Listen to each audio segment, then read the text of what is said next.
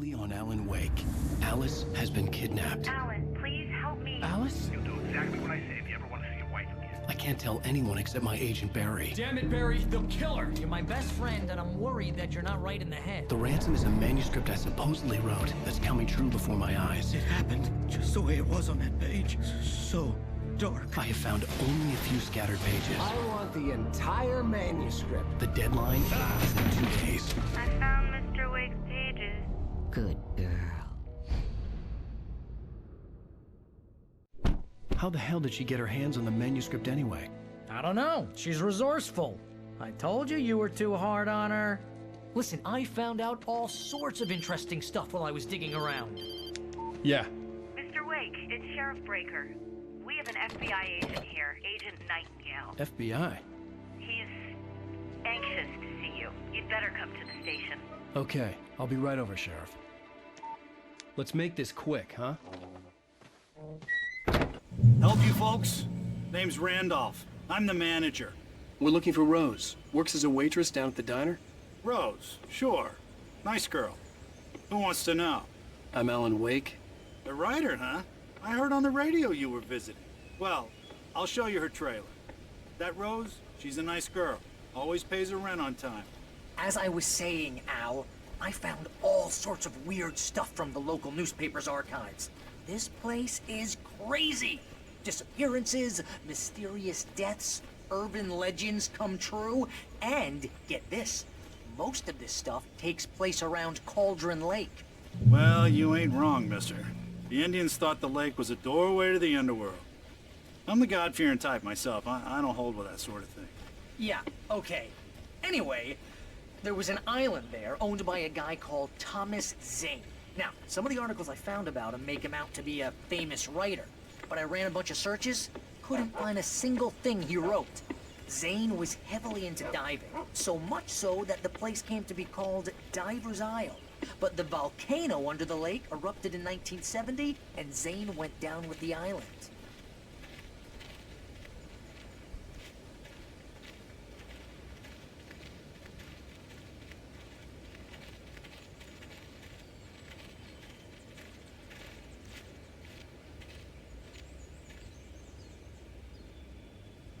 It gets better. A local girl, Barbara Jagger, drowned in Cauldron Lake just a week earlier. They were lovers. Sure, Jagger's a local spook story. The Scratching Hag comes for you in the dark. Childish stuff like that. Anyway, Al, I'm just getting to the best part. All of the articles about this stuff were written by Cynthia Weaver. I asked around, and she's that crazy bag lady you met. What, the lamp lady? She can be a little loopy, but she's not homeless.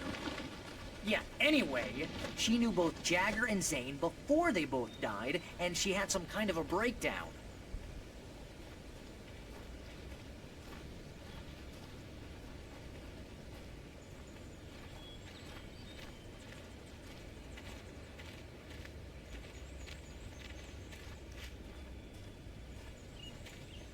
Well, mister, this here's Rose's trailer.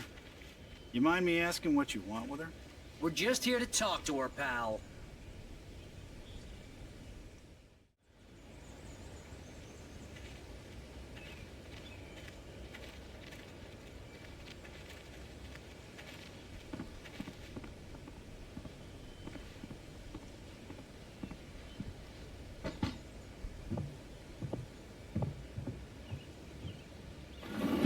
Welcome to... Oh dear, Mr. Wake. I'm so glad you're here. Rose, you have my manuscript? Oh. Oh yes. Yes. Please, come in. Hey, this is really good. Rose, Yes, my manuscript. I really need it. I understand. I know what you need. A muse to inspire you. Oh, for Barry. She doesn't have anything. Yeah, hey, Al? Al, what's... Oh... Barry! What? What?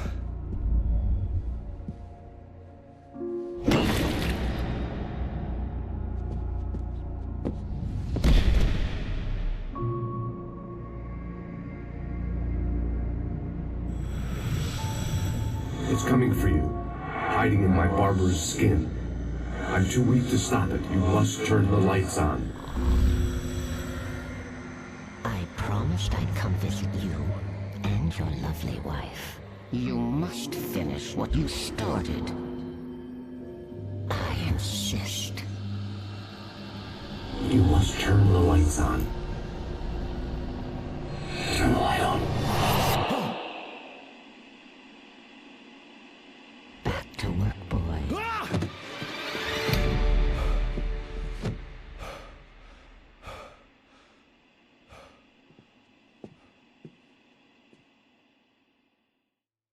I felt nauseous, hungover. Only anger kept me going.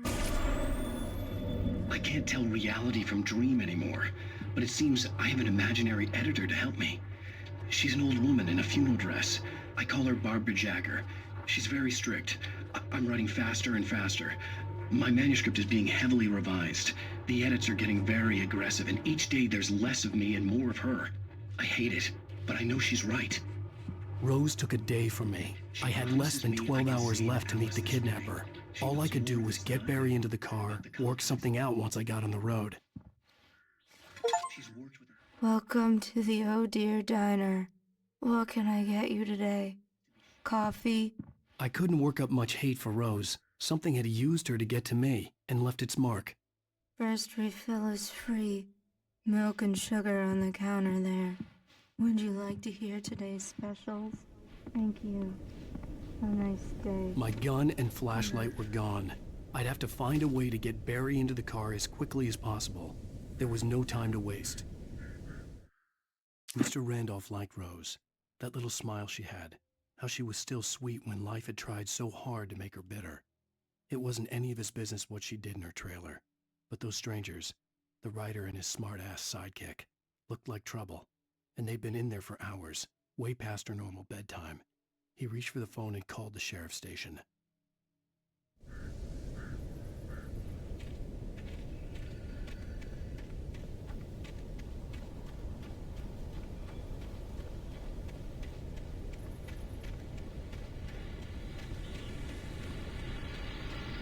I just stepped outside to catch a breath of fresh air, and let me tell you, the weather's getting heavy. Nights like this make me especially glad I'm here talking to you and not home in bed. Once the weather takes a turn like this.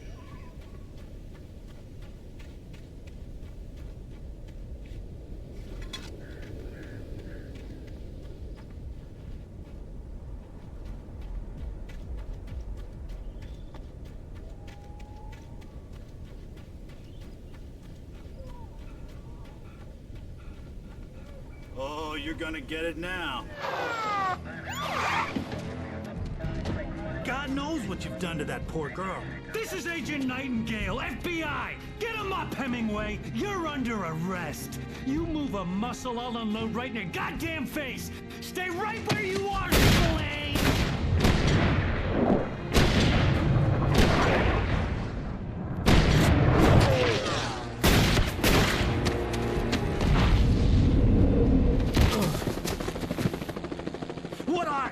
I'm standing right here, you goddamn maniac!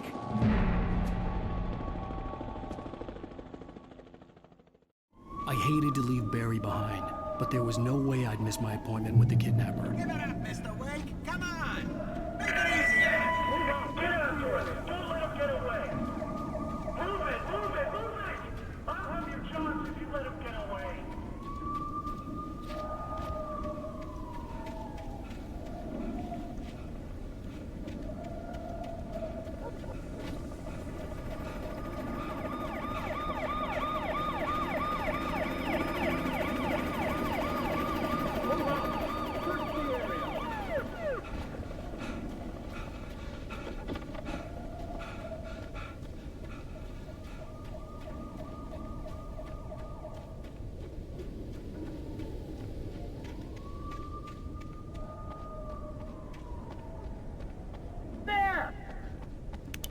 Freeze! Okay, men, keep your eyes peeled. He's gonna try to make it through here. Oh, damn. This way! Wait! Keep away! Keep an eye out!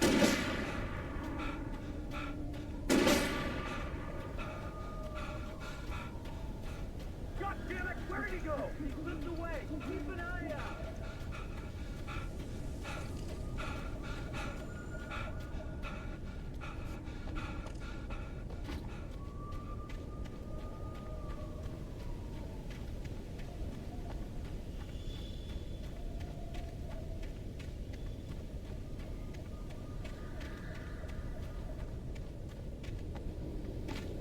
He's gone! Come on, guys! We need to head him off!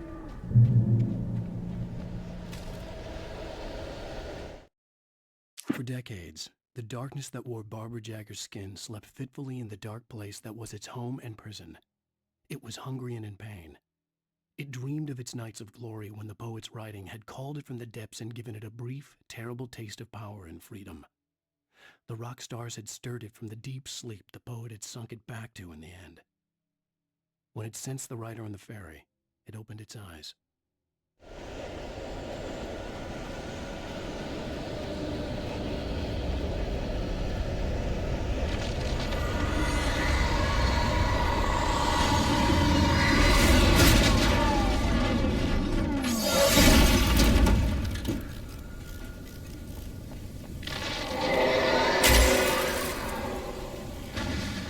Come in, Agent Nightingale.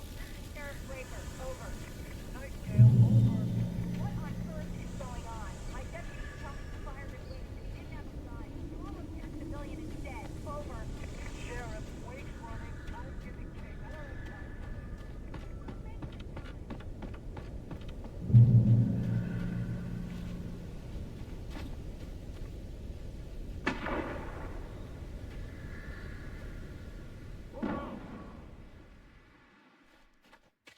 Search the area!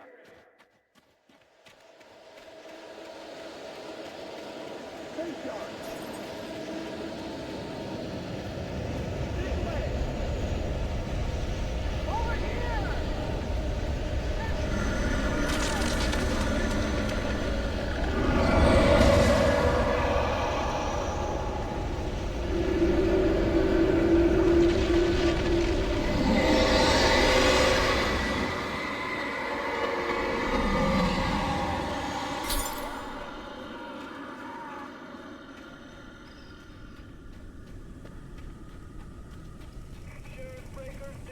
This horror was everywhere I went, circling me.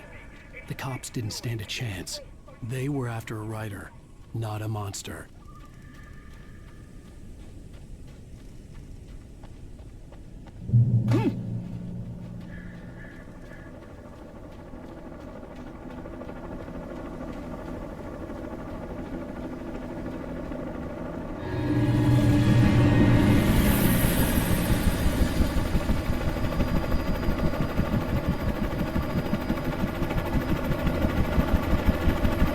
You on the ground. Hold it right there. There's no one around.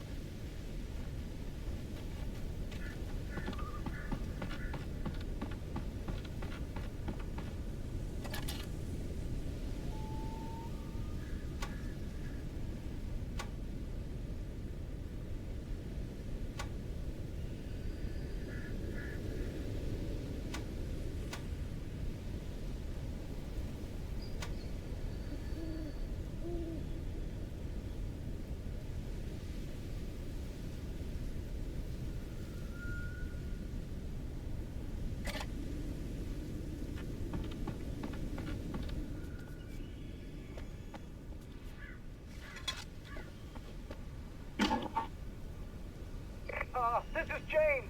Mulligan, Thornton, come in. Over. Thornton here.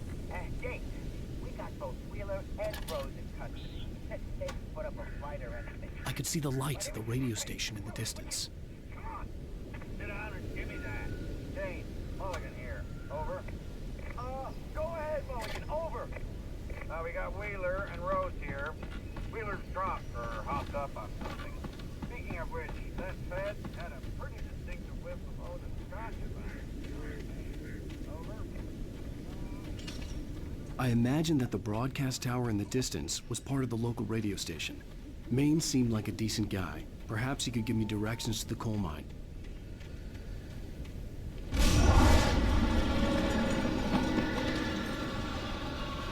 Unnatural shadows clung to the gate. The darkness that was after me was trying to stop me. I wouldn't get through without a light.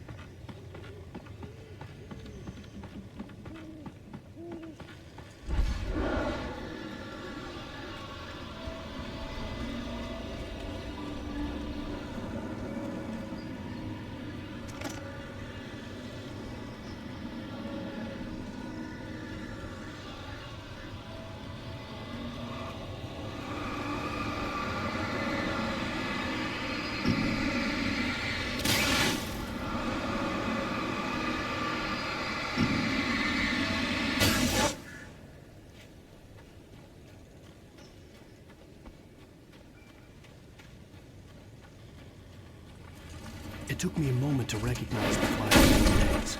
They were an ideal weapon for my situation. Team 1, come in. Over.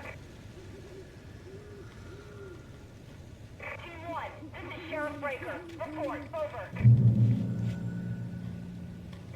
2, come in. I need a report. Over. Come on, guys. Talk to me.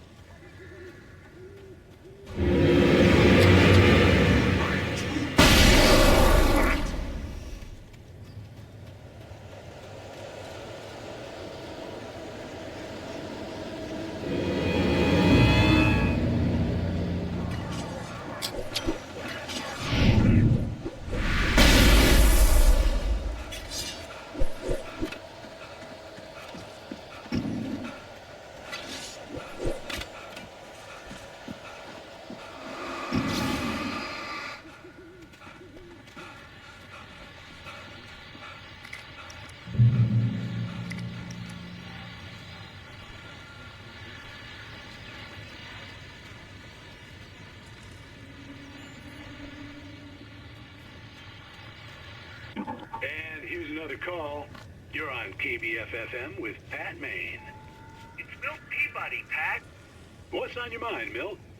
Well, I live near the trailer park, Pat, and there's a big ruckus going on over there. Me too. What's going on, do you know? I don't know, but there's a bunch of police cars there, lots of sirens, a helicopter buzzing around, and I think I heard some gunshots. Gunshots?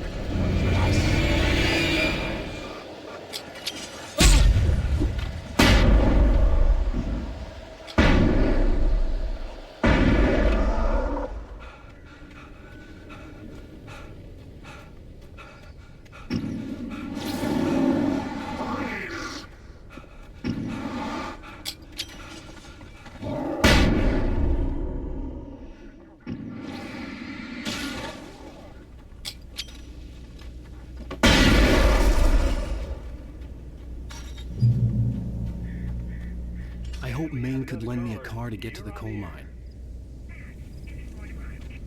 Oh, why, hello, Lorna. What do you have for us? Well, I just don't see why the cops bothered with the trailer park. What do you mean?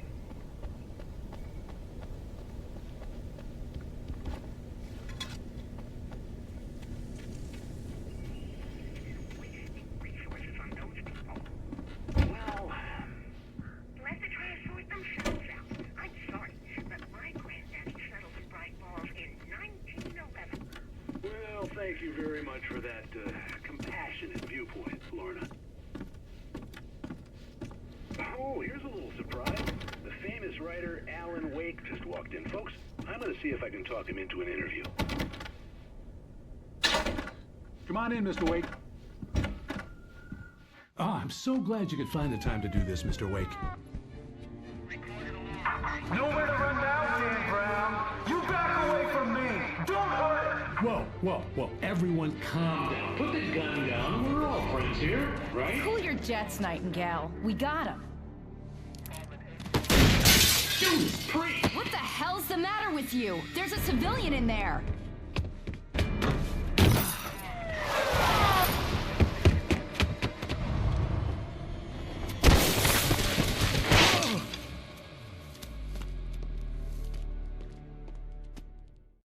I'll get you yet, even if it kills me. You hear me? You hear me, H.P. Lovecraft? I had fallen off so many cliffs it was ridiculous. That's what you get for naming a book The Sudden Stop. It was probably good. Nightingale stared through the broken studio window into the dark woods. He turned around, started to walk out, but Maine grabbed his arm. "Young man, you almost shot me. You don't shoot off rounds at people like that. What's the matter with you?" Nightingale shook his arm free, marched out. His cheeks burned with rage and humiliation. I hadn't had the chance to tell Maine where I was going. I'd have to lose the cops and find my own way to the mine.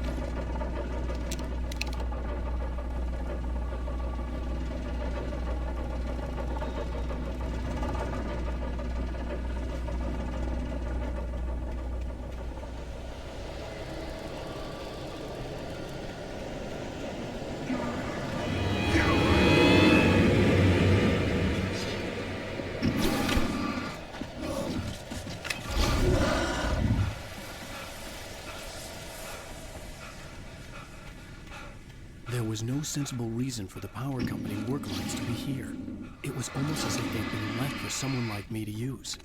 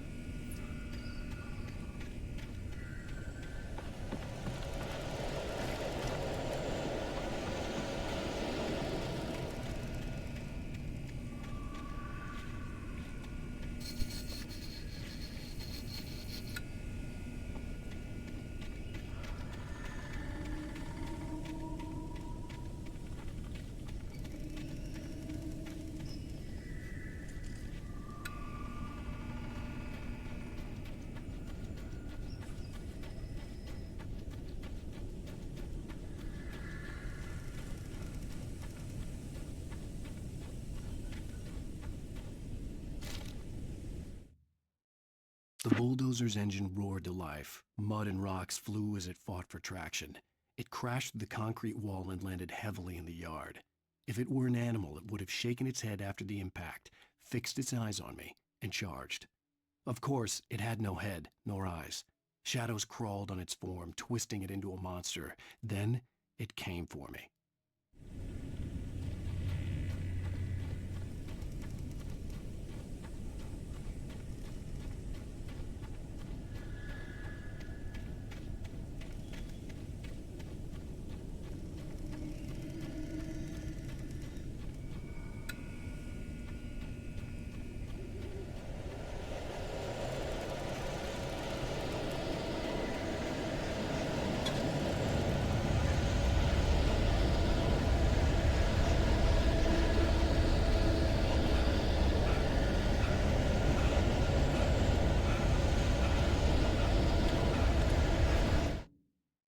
Sarah trusted her gut, and her gut said Agent Nightingale was an asshole.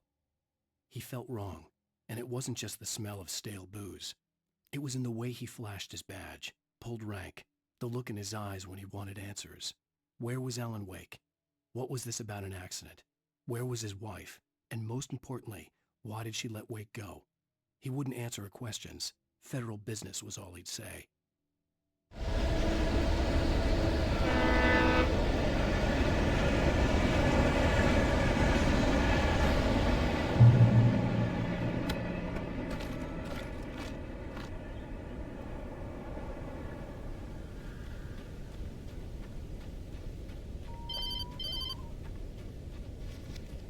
Hello? The most stubborn man I've ever met. Alice? Alice? Alan. Alan. I'm so afraid. He keeps me in the dark. Please help me. I look at you, Alan, and it's not you. Something else. Looking out from behind your eyes. Alice, I'm here. I'm so alone here. It's all gonna go to hell. You need to be careful. Cooperate. The connection had been terrible, but that wasn't the only thing that hadn't been right with the call. She sounded wrong somehow, but she had called me. The pipe wrenched itself loose from the bridge's steel framework. Wrapped in darkness, it floated in midair, twitching. For a moment, I didn't understand what I was looking at. The heavy object lurched at me with impossible force. I threw myself out of the way, but just barely. When I turned my flashlight on it, it shook in a dark rage before it flew at me again.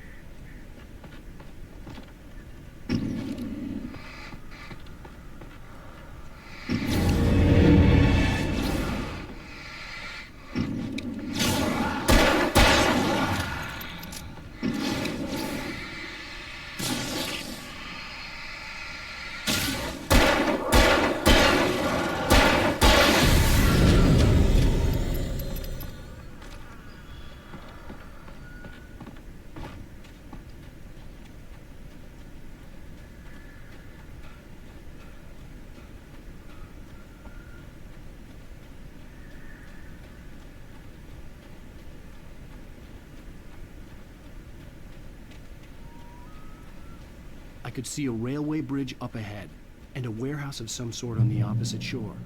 I hoped I could find a car from there.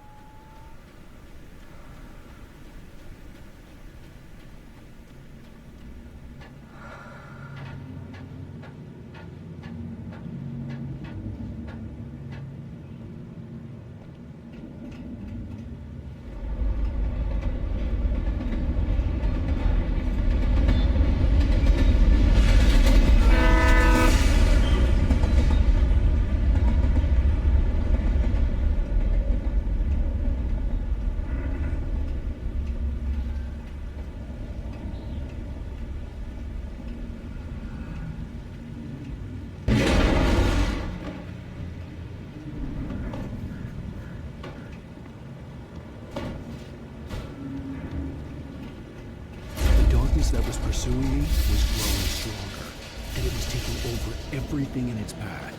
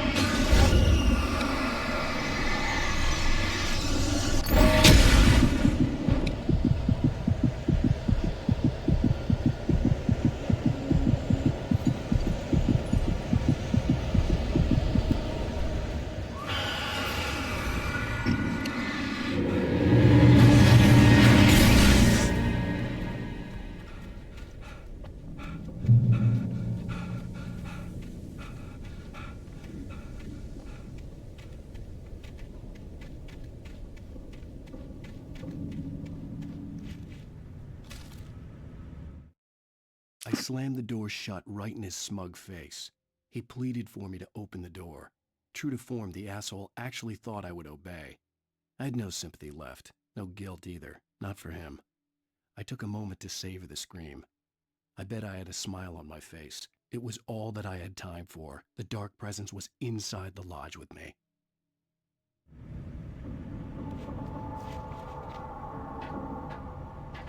As a teenager, just starting to get interested in writing, Stephen King had been a source of inspiration to me. I thought about all the inanimate objects that had come to life in his books. No one is safe in a good horror story. Certainly not the protagonist. That's what makes them fun. This was anything but. The darkness could possess anything, and it was getting closer.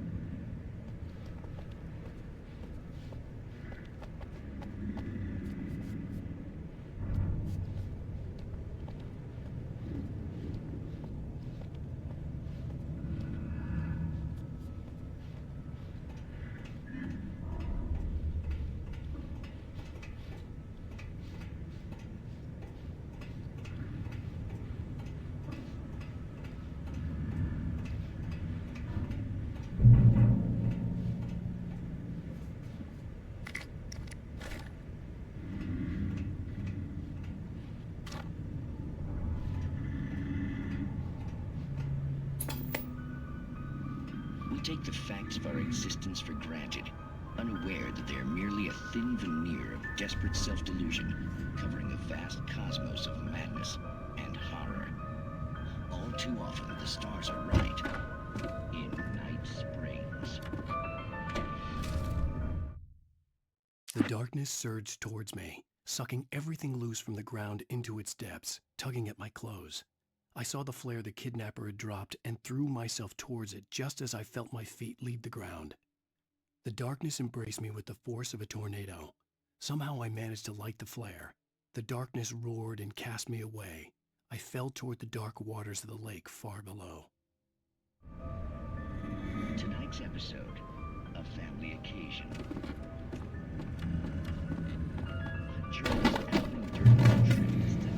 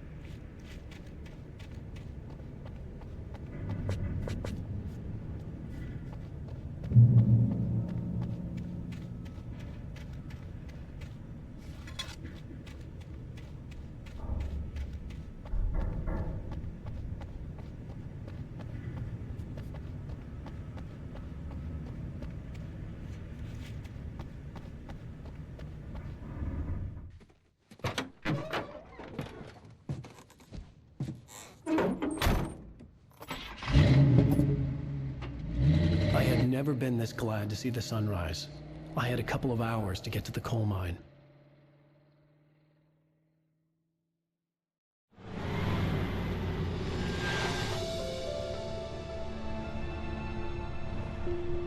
The coal mine wasn't far now.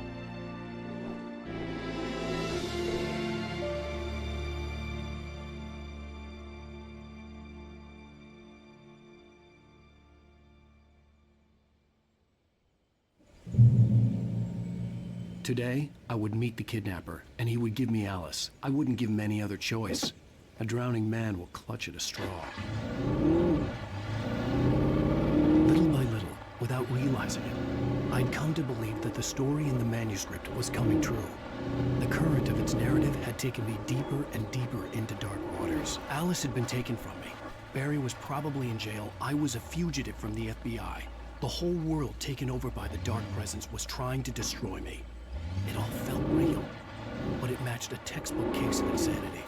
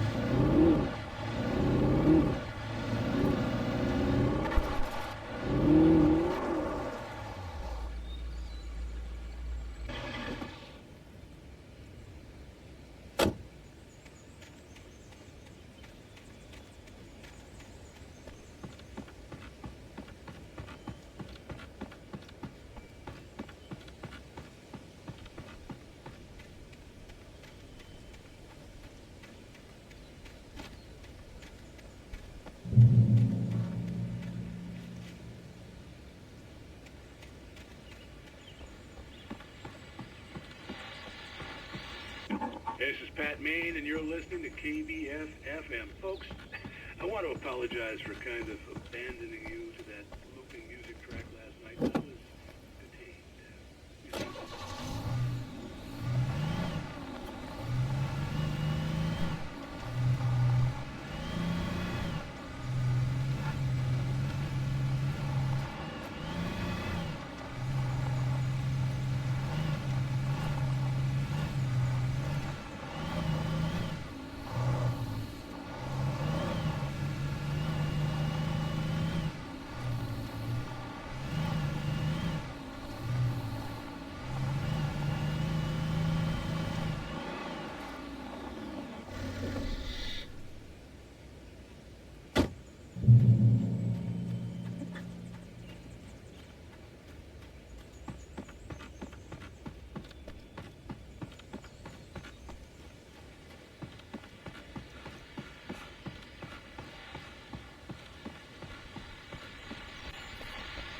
Welcome back to KBF FM.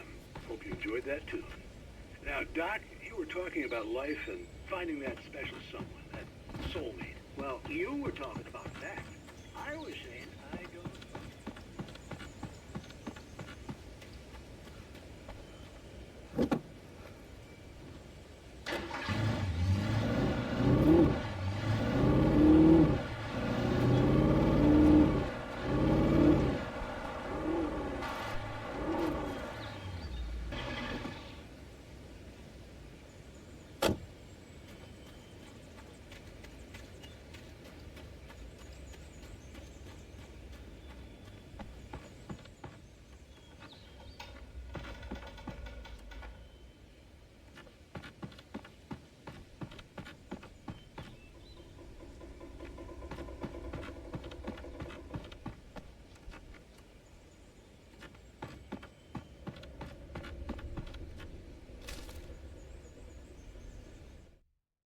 For Mott, spying on the writer on the ferry had been a disappointment.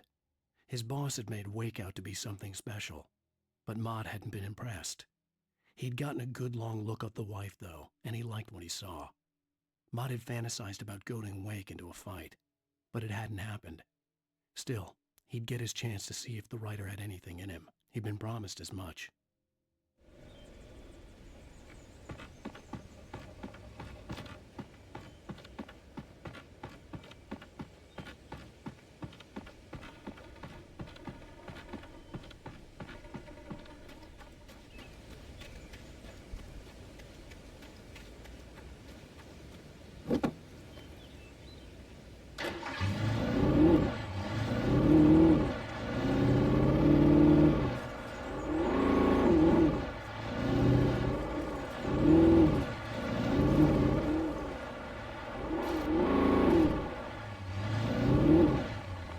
was early.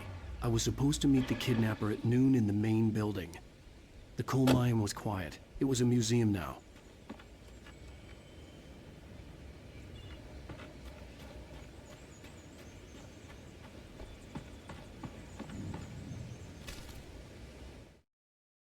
With Nightingale gone and the night wind blowing in through the broken studio window, Maine stared at Sarah.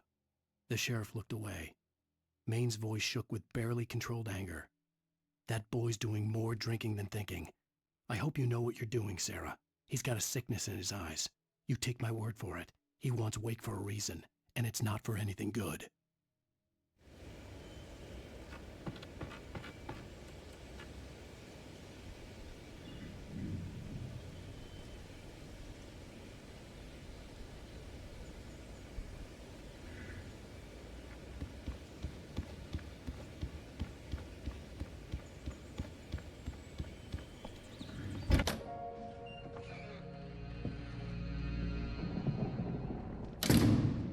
I didn't want to go outside.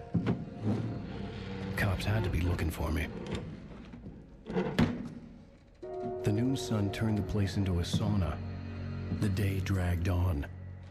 Different scenarios ran through my mind. Ways of how I'd torture the kidnapper to get Alice back. Or the different horrible things he could have done to her. I imagined her dead. I had no way of knowing she was still alive.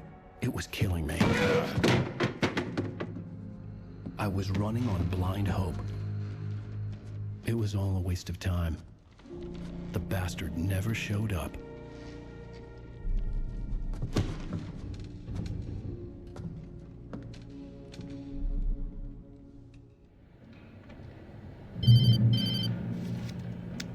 Wake! Where the hell are you? Change of plans. You know where Mirror Peak is? It's a big mountain north of where you are. You follow the path from the mine, you can't miss it. There's a lookout point there. I'll be waiting. I'm through being jerked around by You you. want to see your wife alive? Because if you do, you better watch what you say to me. Do we understand each other? I want to talk to Alice. Yeah, and I want the manuscript. Don't keep me waiting, Wake. Hello? Hello? Ah! I'm gonna kill him. I had to get to Mirror Peak.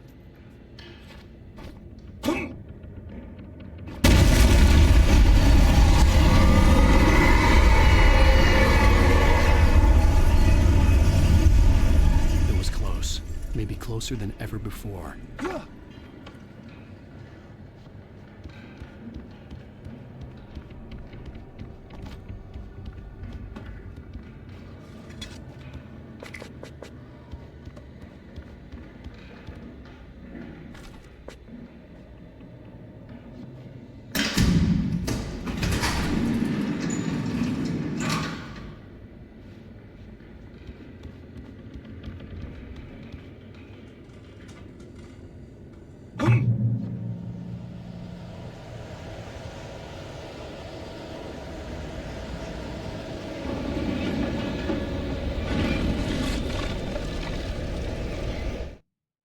When Thomas Zane fell for Barbara Jagger, it happened fast.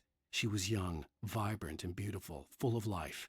He had never been a very happy man, and without any seeming effort, she had changed all that. Zane felt good for the first time in his life. Everything she did was another piece of a jigsaw puzzle he hadn't even known he'd been missing. And best of all, she made the words flow, strong and sharp. She was his muse.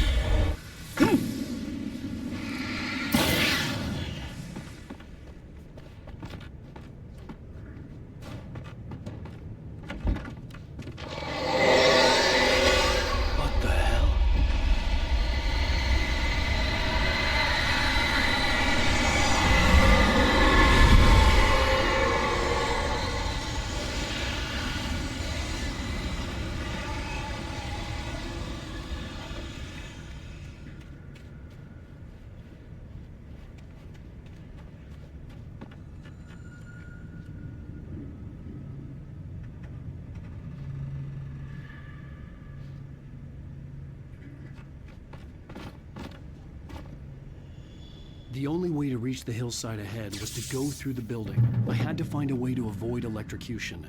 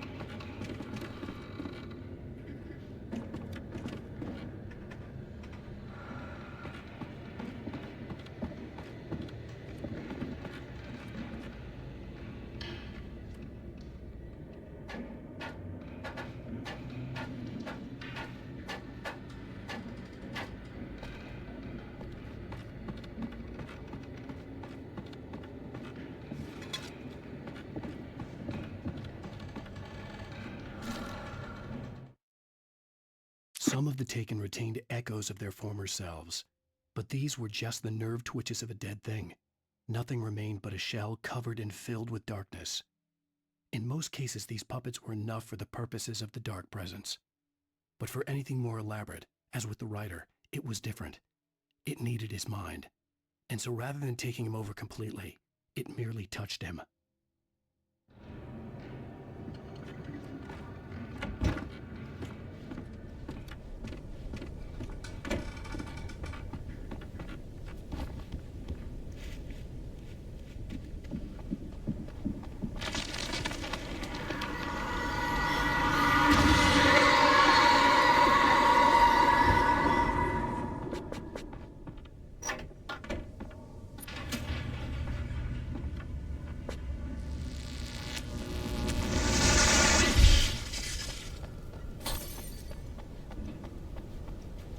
There was no way the flashbang grenades were standard power company equipment.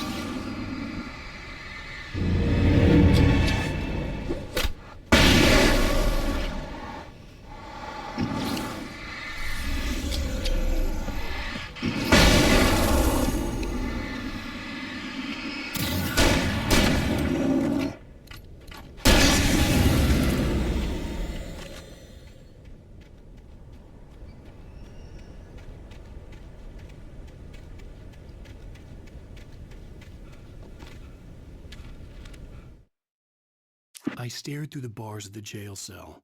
Barry stood behind me, swaying on his feet, looking as ill as I felt. Agent Nightingale stood on the other side of the bars with Sheriff Breaker. Nightingale had a stack of manuscript pages in his hand.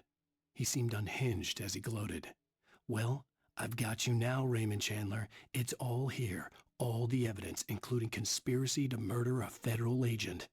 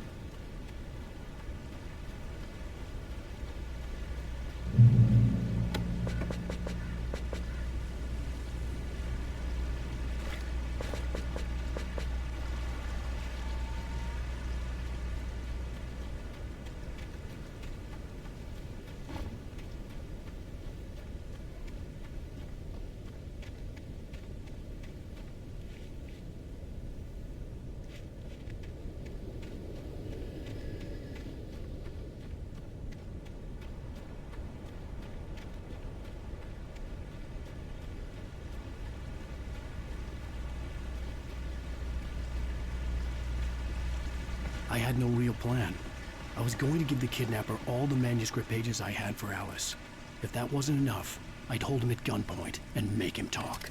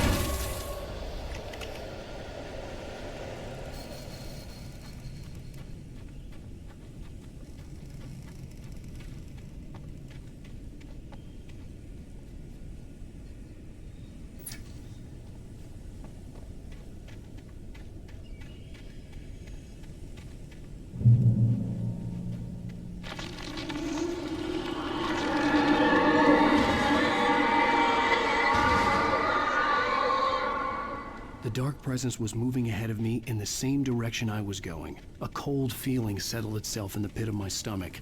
Was it going for Alice?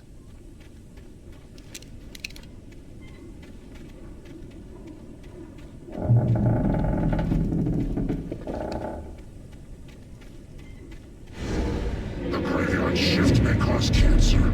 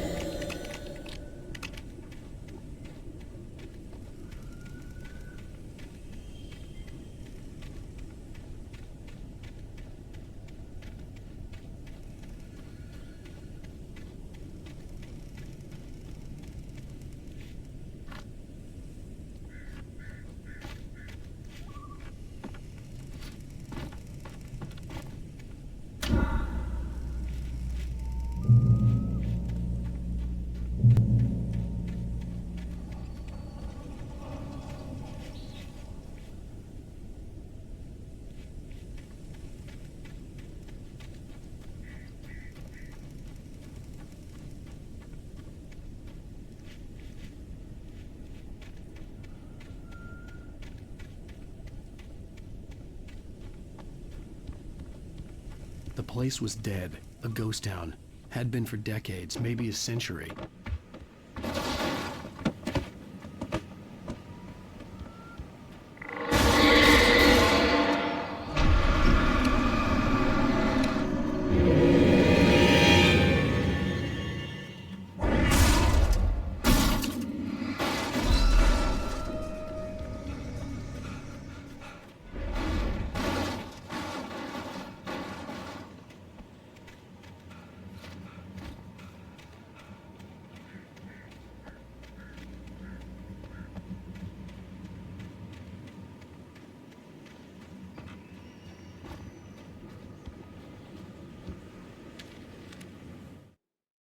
Things were never as simple in real life as in fiction. I had lost count of the times I had wished there'd be a clear reason for my writer's block. Something to fight, something to lash out on. There wasn't. I was filled with doubt. I was nothing like the hero in my books. Alex Casey had gone through his life with single-minded determination, never wavering from his goal. Even now, I was angry at myself, angry at Alice, angry at Barry. I was fumbling and I had no plan.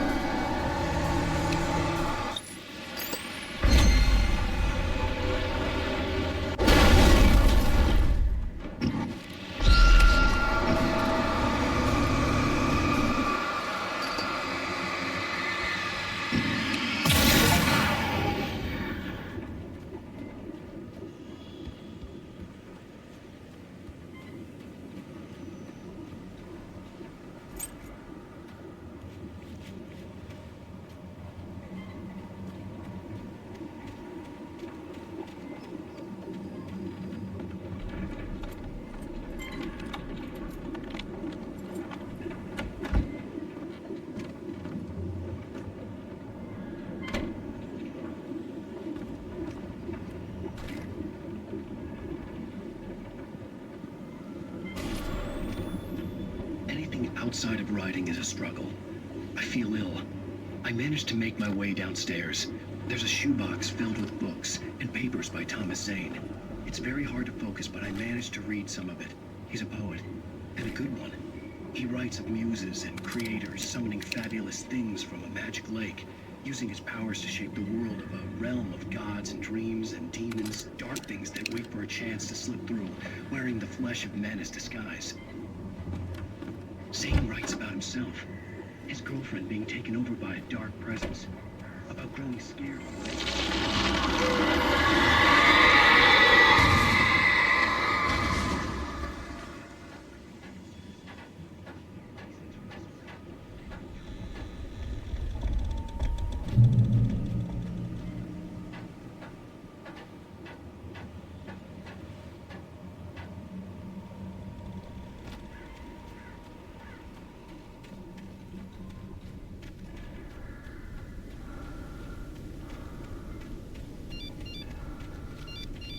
The kidnapper had sent me a text. The message was full of spelling errors and insults. It was telling me to hurry up.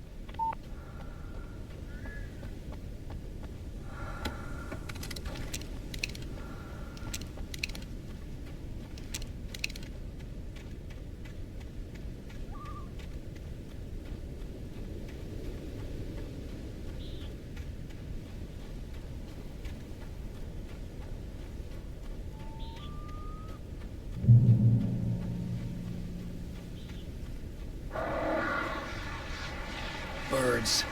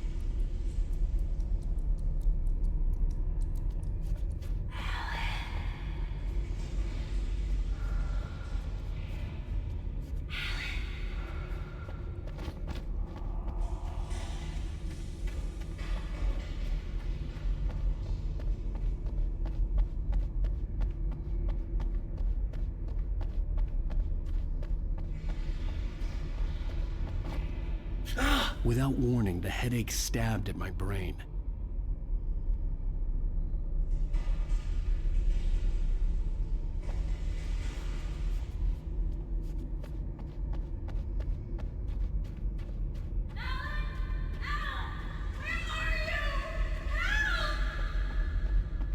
Alice?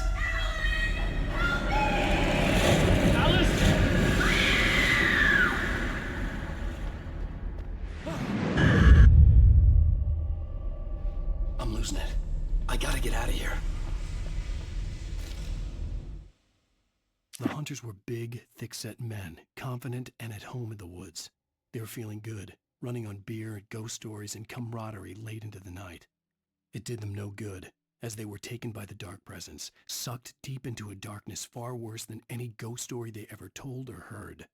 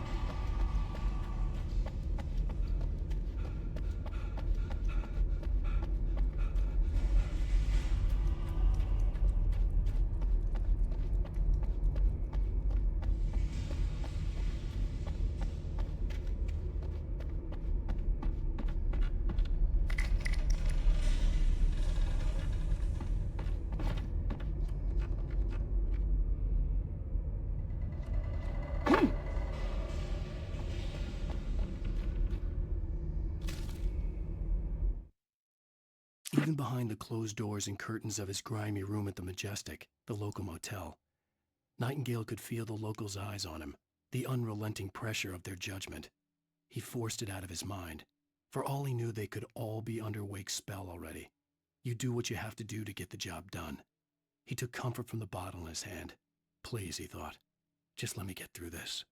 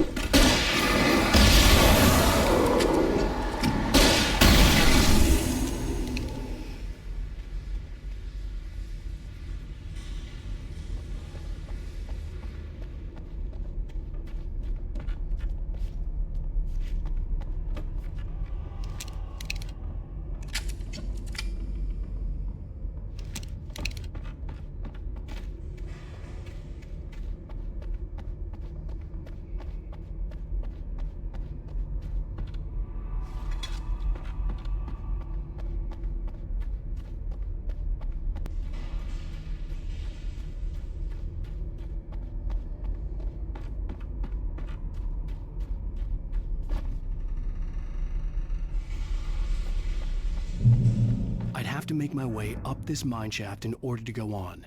Maybe the machinery could help me with that.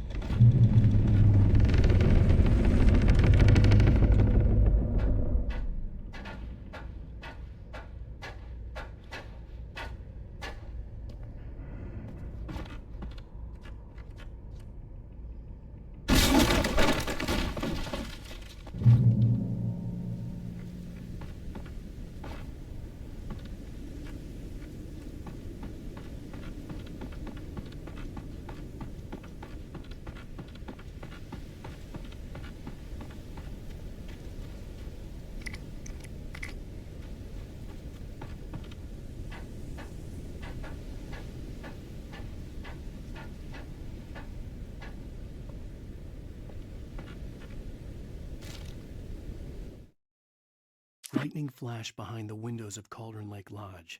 Tor Anderson laughed and held the steel hammer above his head. Nurse Sinclair was trying to calm him down without success. Tor grinned madly and shouted, "My hammer's up. Here's a friendly poke from Molnir, wench." He brought the hammer down with all his might on Sinclair's head. "We're on a comeback tour, baby."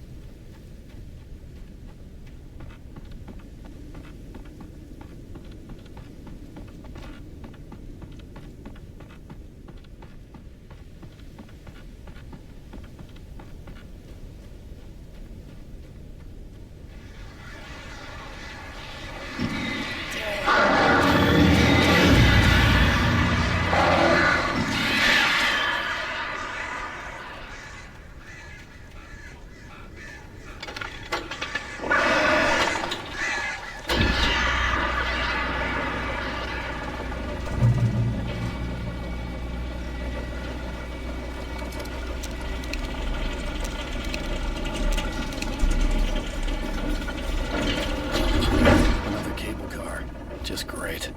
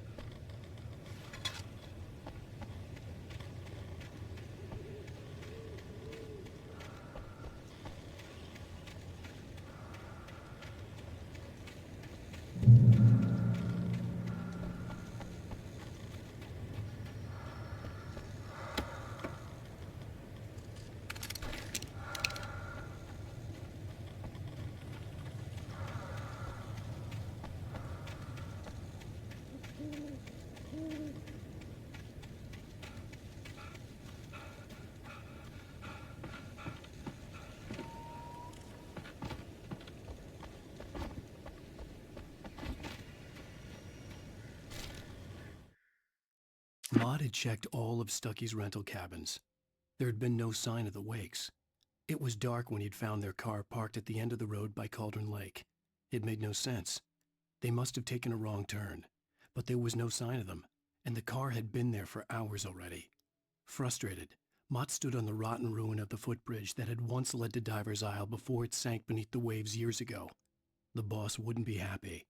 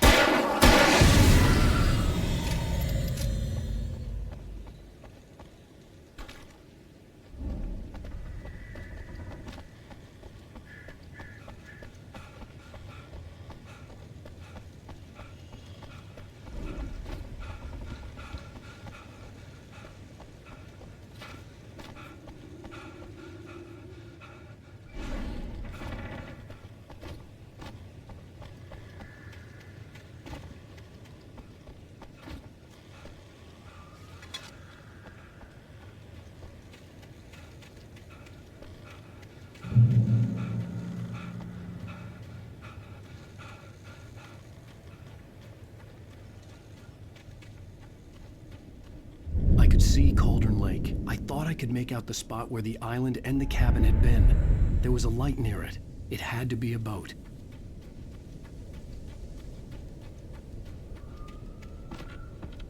I was close now. I tried to hold on to Alice, but her form melted away. I was losing control. Dr. Hartman stood in her place. I wanted to hit him, but my arms were jelly. He smiled. It was a reassuring smile, and I hated him for it. I had to give you a sedative. Don't fight it. You went through another rough period. Right now, it's very important that you stay calm. We don't want you to have another episode. You're a patient at my clinic. Have been for a while now. Get there fast. I dreaded what I would find. Wait! That you? Wait! Hey, I'm here! I'm coming!